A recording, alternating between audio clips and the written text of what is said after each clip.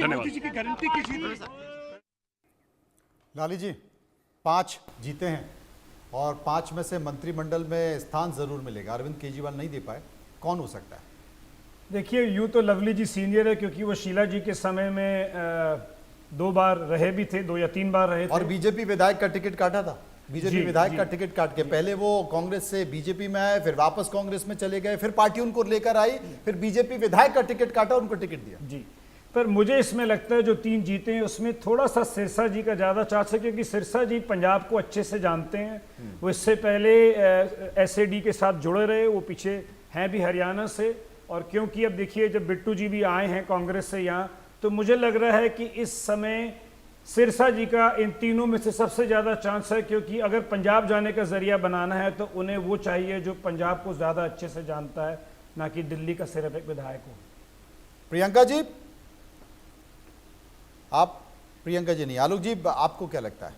देखिए, मेरा ऐसा मानना है कि ये इस आधार पर भारतीय जनता पार्टी और ख़ास करके नरेंद्र मोदी जी जो हैं वो इस बात पर नहीं कहते हैं कि किससे कितना, उनका ये है कि आकलन ये होगा कि किससे फ़ायदा आगे दूरगामी अगले और 5 वर्षों में कैसे होगा। इसलिए पंजाब तात्कालिक बात तो फिर भी जैसा हम कह रहे हैं, मुझे ऐसा लगता है ऐसा भी नहीं जैसे आपने ज्योतिरादित्य सिंधिया को बनाना था, पार्टी से आए उसके बाद थोड़ा इंतजार करना पड़ा, क्योंकि पार्टी में ये नहीं लगना चाहिए कि अभी आए थे और अभी जैसे लवली हैं, निश्चित रूप से बहुत सीनियर नेता हैं, हो सकता है कि कोई ऐसा पद उनको दूसरे काम भी दिए जा सकते हैं। देखिए, आप जानते हैं जो तरीका होता है, कई काम बड़ी बड़ी जिम्मेदारियां उनको हो सकता है प्रभारी कुछ और पार्टी का प्रभारी बना करके इतनी बड़ी जिम्मेदारी दे दी जाए, इसलिए एक सिख भाई जरूर होंगे उसमें, इसलिए अंतिम क्षणों में उनका आकलन होगा कि किससे उसकी छवि भी हो, आपस में तालमेल हो सके, जो मुख्यमंत्री हो उसके साथ किसके अच्छा है, जैसे सिरसा जी का इन्होंने बिल्कुल ठीक कहा। लेकिन इसलिए मैंने कहा कि लवली जी को भी कोई और जिम्मेदारी, चूँकि वो सीनियर हैं, वो तो चीफ मिनिस्टर के कैंडिडेट रहे हैं, लेकिन ये तो अभी तुरंत तो उनको चीफ मिनिस्टर नहीं बनाया जा सकता है। मैंने इवन यहाँ तो स्वाति मालीवाल हैं, अब वो कहने को आम आदमी पार्टी में है, लेकिन क्या उनको भी बीजेपी में अल्टीमेटली यदि वो इस्तीफा दे दें तब भी जाकर के फिर से चुन के आ सकती हैं। कई ऐसे आगे आने वाले कुछ महीनों में ऐसे परिवर्तन होंगे जिसका असर केंद्रीय मंत्रिमंडल में हो सकता है, सांसद के रूप में हो सकता है, दूसरी जगह जहाँ जहाँ ऐसी जिम्मेदारियाँ हैं वो मिलेगी। लेकिन मुझे लगता है कि सभी समाज के लोगों को लेकर के कैसे दिल्ली का विश्वास जो जीता है, आप उसको मत भूलिए, विजेंद्र गुप्ता भी वो भी पुराने सीनियर नेता हैं, वो भी चीफ मिनिस्टर कैंडिडेट हैं, उनको रहे हैं।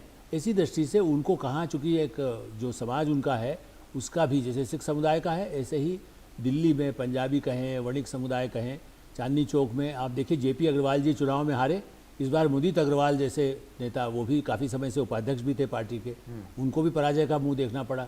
ऐसी स्थिति में विजेंद्र गुप्ता का भी एक अपना महत्व रहेगा, उनको कैसे, ताकि समाज में बड़े पैमाने पर उसका एक मैसेज जाए। और बिहार में भी देखिए इन सब चीज़ों को बड़ा महत्व दिया जाता है कि आगे आने वाले चुनाव में यहाँ की सरकार ऐसा रिजल्ट करके दिखाए जो मैसेज जाए कि आप छठ पे जाएंगे तो दिल्ली में उस तरह का प्रदूषण नहीं होगा। पहली चुनौती आ जाए, कहीं आयुष्मान भारत कैसे दिला सकते। पांडा जो है उन्होंने दिल्ली के प्रभारी उन्होंने कह भी दिया कि पहली कैबिनेट जो होगी उसमें यमुना का मुद्दा हम तय कर लेंगे। बिल्कुल, और मैंने सबसे बड़ा मुद्दा है पानी, लोगों के घरों में पानी मिले। देखिए कल आपने देखा होगा, खुद समित पात्रा जी घूम रहे थे 4 दिन पहले, उन्होंने दिखाया कैसे पाइपलाइन से जो टैंकर माफिया है उसका पानी पाइपलाइन से ऊपर दीवार से पानी जा रहा है और दिल्ली का पानी नहीं मिल रहा है। ऐसी गंभीर समस्या को जो बीजेपी ने खुद एक्सपोज किया है, सबसे बड़ी प्रायोरिटी होगी कि पानी जो सड़ा हुआ कीचड़, आरओ में भी पानी में कीचड़ आ रहा था, बड़ी बड़ी सोसाइटी में, मध्यम वर्ग नहीं अपर कास्ट के लिए भी टैंकर से पानी आ रहा है। ऐसी स्थिति में मुझे लगता है कि पानी, जैसा अभी उन्होंने कहा भी कि भाई हमारी प्रायोरिटी होगी प्रदूषण दूर करना, तो चीज़ हवा का प्रदूषण तो बात की समस्या है, पहले ड्रिंकिंग वाटर और हेल्थ के लिए अस्पतालों की, JP Nadda ji health minister है, मनोज जी ध्यान दीजिए जी। और ऐसी स्थिति मुझे लगता है कि दिल्ली के अस्पतालों की स्थिति सुधार कर आयुष्मान भारत लागू करने से एक बड़े पैमाने पर लोगों को राहत महसूस होगी। स्कूलों में लोगों को कैसे, बच्चों के लिए क्या सुविधाएं दी जा सकती है, जिसका कमिटमेंट घोषणा पत्र में है। तो मुझे लगता है इस तरह के लोगों को लाएंगे जो उस विजन को, मोदी विजन फॉर 47, आप 47 न भी कहें, 29 भी यदि कहेंगे कि तुम्हारा भविष्य है, आगे आने वाले चुनाव होगा, हो सकता है इन्हीं में से कल फिर लोकसभा का चुनाव लड़ना जाए, क्योंकि लोकसभा वाला विधानसभा में आ जाता है। और ये ऐसा नहीं है, कांग्रेस भी करती थी, एनडी तिवारी इतने बड़े नेता थे, उनको वापस भेज दिया गया था यूपी। तो यहाँ ऐसे नेता भी होंगे जिनको जहाँ जरूरत हो लगाया जा सके, ये भी एक बड़ी चुनौती है। इसलिए अभी बड़ी चुनौती यहाँ है। लेकिन अजय जी, दिल्ली के लोगों को फ्री की रेवड़ियों की लत लग चुकी है, बीजेपी के लिए समेटना बड़ा मुश्किल होगा। नहीं, बिल्कुल आप सही कह रहे हैं, परंतु इस मामले में तो प्रधानमंत्री जी ने खुद ही यह कह दिया है कि कोई भी प्रोग्राम जो चल रहा है पहले से उसे तो वो चलता रहेगा, उसमें कहीं कोई कमी नहीं होगी। और ये बात तो तय मानिए कि देखिए ये इंटीग्रिटी का इलेक्शन था, आपका ट्रस्ट का इलेक्शन था। जो कुछ भी अभी कोई नेता जब अपना ट्रस्ट या अपना इंटीग्रिटी इस तरह से दिखला देता है कि जनता उस पर विश्वास करने लगे और वो ठीक उसी तरह से उतर भी आए वो प्रॉमिसेस, तो आप मान करके चलिए कि ये होना ही है। मोदी जी के साथ यही हो रहा है। मोदी जी जो भी प्रॉमिसेस कर रहे हैं उसको पूरा कर रहे हैं, और यहीं पर केजरीवाल जी फेल करते चले जा रहे थे। वो प्रॉमिसेस कुछ कर रहे थे, डिलीवर कुछ कर रहे थे, दिख कुछ रहा था। तो ये सारे और उससे भी बड़ी बात ये मुझे लग रही है कि सबसे बड़ा इन जो हैंडीकैप उन्होंने अपने बारे में खुद ही प्रचार करना शुरू किया कि केंद्र सरकार मानती नहीं है। मैं यह कहता हूँ लेफ्टिनेंट गवर्नर उसे रोक देता है। तो आप याद करिए कि ऐसी स्थिति शीला दीक्षित जी के साथ भी आई थी जब प्रधानमंत्री जी वाजपेयी जी थे, और उस समय में भी एक बार वाजपेयी जी मैंने इस पर सुना था और पढ़ा भी कि वाजपेयी जी से मिलने किसी कार्यवश गई थी, तो वाजपेयी जी को किसी बात पर उसी दरमियान कुछ गुस्सा आ गया, वो उठ गए। और जब उठ गए तो शीला जी भी आराम से बाहर निकल सकती थी और बाहर जाकर हल्ला करते हुए जा सकती थी कि यहाँ तो केंद्र सरकार सुनती नहीं है। वो बैठी रही और सिर्फ उन्होंने इतना ही कहा कि वाजपेयी जी आप कॉफ़ी नहीं पिलाएंगे या चाय, उन्होंने जो भी कहा हो, चाय नहीं पिलाएंगे। बस वाजपेयी जी का गुस्सा सीधे शांत हो गया, वो नीचे बैठ गए। और ये मैच्योरिटी होती है, ये मैच्योरिटी होती है, और इसी को म्यूचुअल अंडरस्टैंडिंग कहते हैं। और दिल्ली हमेशा म्यूचुअल अंडरस्टैंडिंग पर चलती रही है। लाली साहब, एक सवाल मैं पूछना चाहता हूँ। केजरीवाल आए थे तो दिल्ली को स्वर्ग बनाने की बात कह के आए थे, लेकिन यहाँ पर अवैध कॉलोनी की संख्या लगातार बढ़ती चली गई, जे कॉलोनियों की संख्या बढ़ती चली गई। यहाँ पर हाई टैक्स सिटी तो छोड़िए, चाहे दिल्ली के चारों तरफ आप चले जाइए, आप कल्पना नहीं कर सकते। तो क्या माना जाए कि अब अवैध कॉलोनियों की संख्या कम होगी, जे कॉलोनियों की संख्या होगी? कोई ऐसी हाई टैक्स सिटी, आप उत्तर प्रदेश के बारे में कुछ भी कहिए, लेकिन आप दिल्ली की सीमा से सटे हुए चले जाइए, आप कल्पना नहीं कर सकते उत्तर प्रदेश के विकास की। मनोज जी, केजरीवाल जी गए तो हैं, पर वो जाते जाते रेवड़ी कल्चर का स्तर इतना नीचे ले गए हैं कि किसी भी पॉलिटिकल पार्टी को उससे हटना मुश्किल है। अब इतना मैं भी समझता हूँ और मेरे पैनलिस्ट भी एक्नॉलेज करेंगे कि रेवड़ी हटाने का मतलब है सरकार गिर गई, यहाँ तो प्यास पे सरकार गिर जाती है। तो केजरीवाल जी ने जिस हिसाब से एक के बाद रेवड़ी देनी शुरू की, अब बीजेपी के उन्होंने और कभी रेवेन्यू मॉडल नहीं बताया, उन्होंने ये नहीं बताया कि पैसा कैसे जनरेट होगा।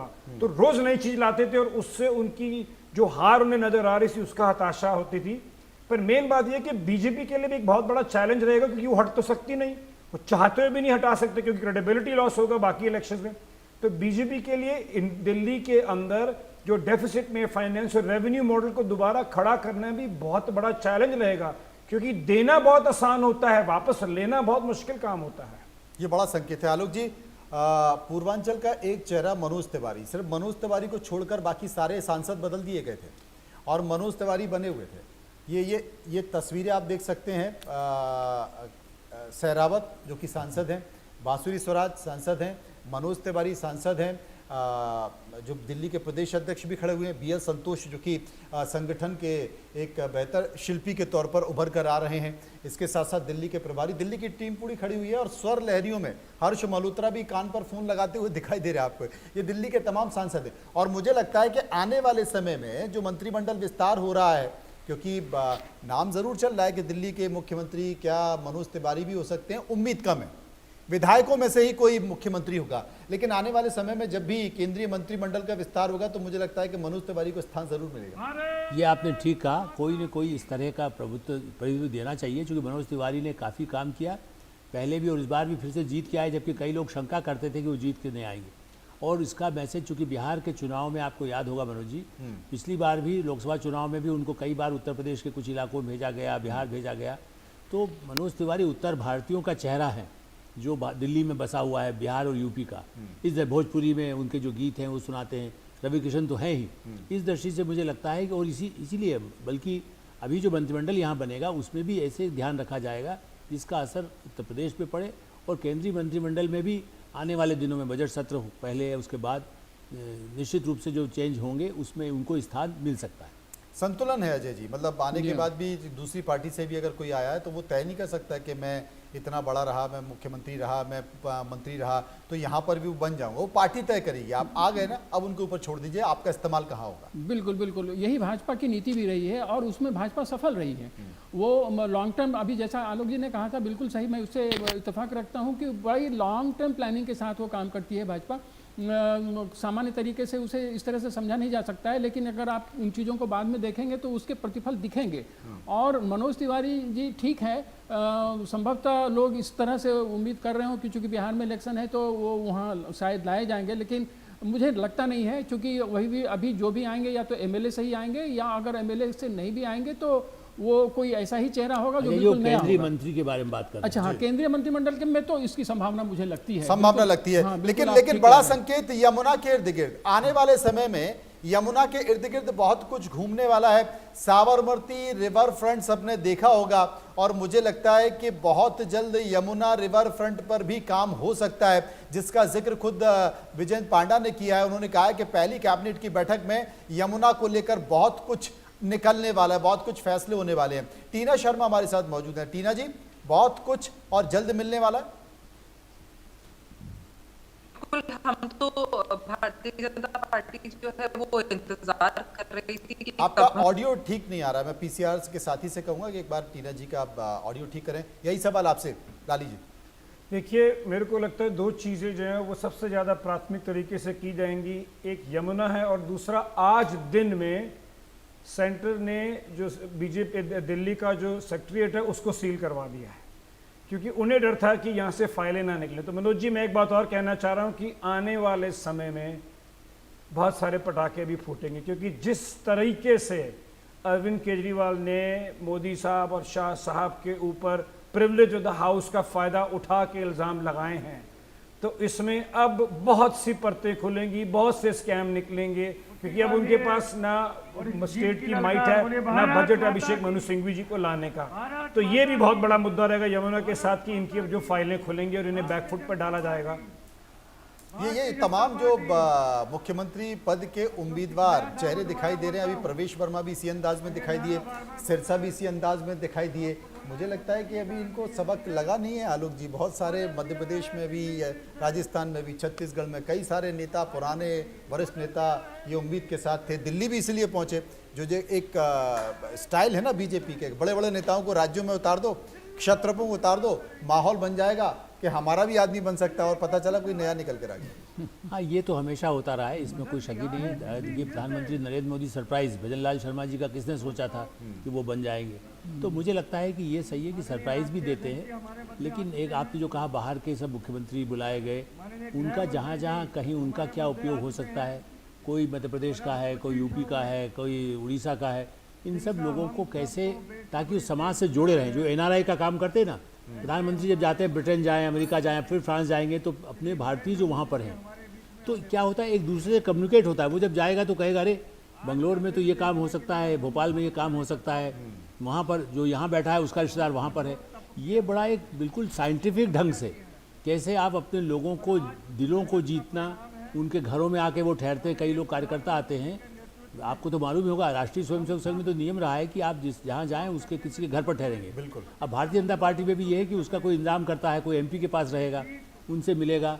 चीफ मिनिस्टर आते हैं, आपको याद है मध्य प्रदेश के मोहन यादव आए, कितने लोगों से मिले, मध्य प्रदेश वालों से बात करेंगे।